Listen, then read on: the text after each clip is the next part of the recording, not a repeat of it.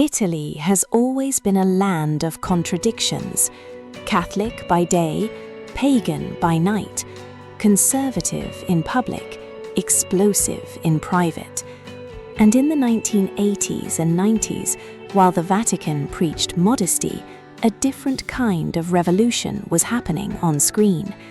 These women weren't just bodies, they were symbols, rebels, and behind the provocative images were stories that would shock you more than any scene they ever filmed. Let's pull back the curtain. Moana Pozzi. Her name meant ocean in Polynesian. And like an ocean, Moana Pozzi's life was deep, turbulent, and full of hidden depths. Born to a nuclear engineer and a housewife, raised between Canada and Brazil, Moana brought an elegance to adult cinema that Italy had never seen. She wasn't just beautiful, she was cultured, political, and fiercely intelligent. But here's what they didn't tell you. At 17 years old, Moana became a mother. In the conservative Italy of the 1970s, this was scandalous, so she made an impossible choice. Her son, Simone, grew up believing Moana was his older sister, that his grandparents were his parents. For years, he called her sister. She watched him grow from the shadows, loving him in silence, protecting him from the shame of a judgmental society. Only after her death did Simone reveal the truth to the world.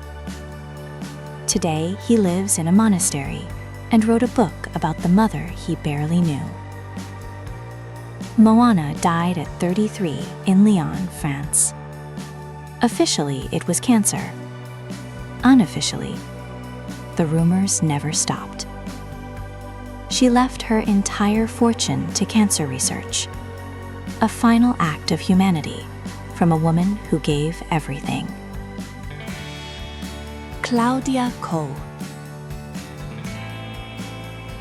Claudia Koll's story is one of the most dramatic transformations in Italian entertainment history. She entered the world of provocative cinema out of necessity. It was the only way to break into showbiz. But that world began to suffocate her. Then came the year 2000, the Great Jubilee. Something inside Claudia shifted. She didn't just leave the industry, she found God. And not in a superficial way. Claudia underwent a complete spiritual metamorphosis. She went from sex symbol to devout Catholic. She starred in Linda e il Brigadiere, alongside the legendary Nino Manfredi, showing Italy a completely different face, warm, professional, reassuring. Today, 25 years later, Claudia lives as what she calls a disciple of Christ in silence among the humble. She does volunteer work, she prays, and when asked about her past, she says, "God didn't take anything from me. He blessed my life." No regrets, no shame, just transformation. Selen, Luce Caponegro. In the 1990s, Selen was unstoppable, fierce, aggressive, an icon of raw sexuality. But behind that image was Luce Caponegro, a woman searching for herself. After leaving the industry and having her second child in 2006, Luce didn't just disappear, she reinvented herself completely. She opened a holistic wellness center in Ravenna called Luce, her real name. She specialized in trichopigmentation, became a mental coach, a life coach. From hardcore to hard wellness.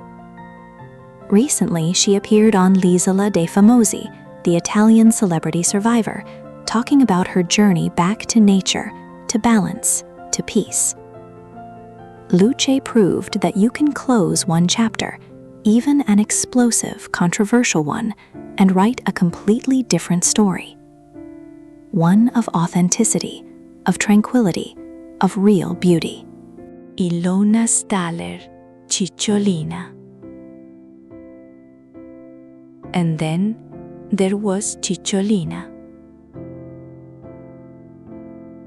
Born in Budapest in 1951, Ilona Staller arrived in Italy in the 1960s and became the most controversial woman in Italian history.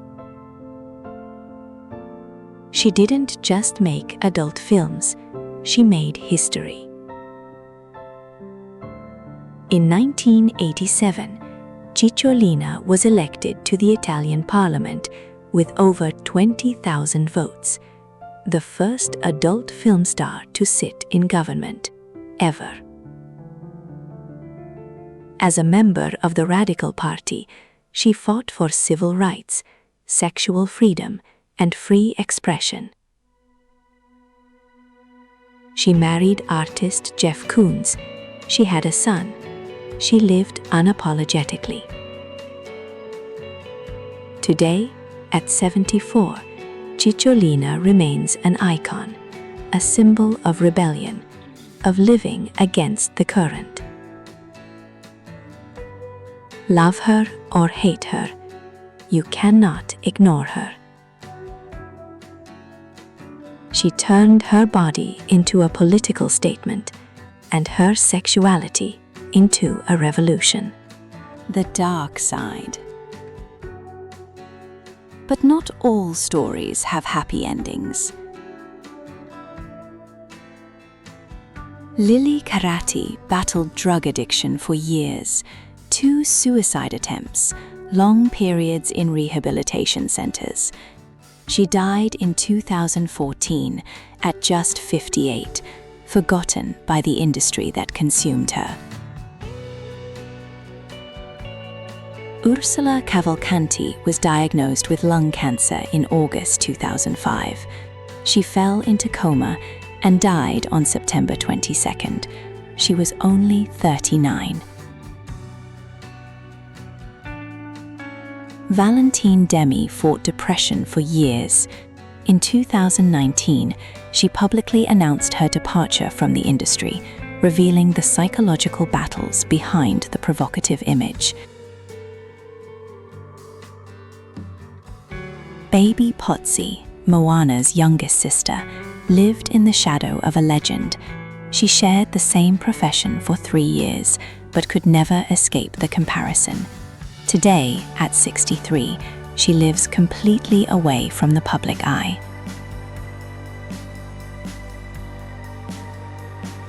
The Reinventors. But others fought back. Deborah Caprioglio started at 18, discovered by Tinto Brass. But Deborah refused to be just a body. She left adult cinema after 1996 and dedicated herself to theater. She worked with legendary actors.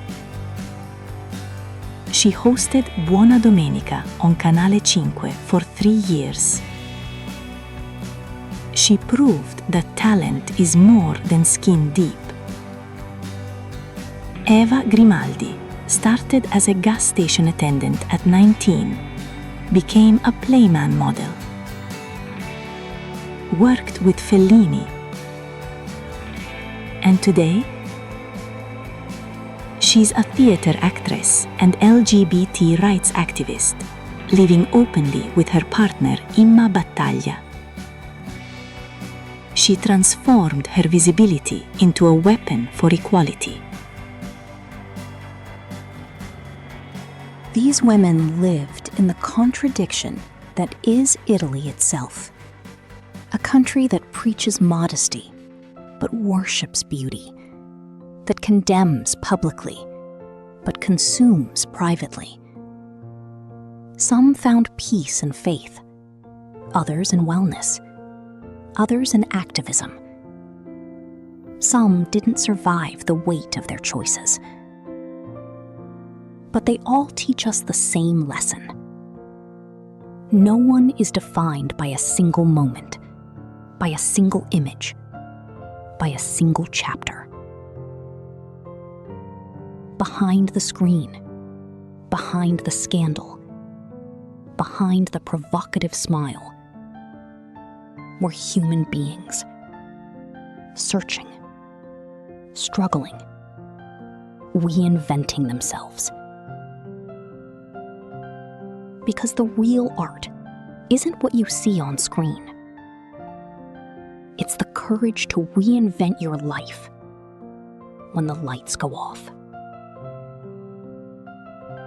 Italy taught them to be symbols, but they fought to remain human. And that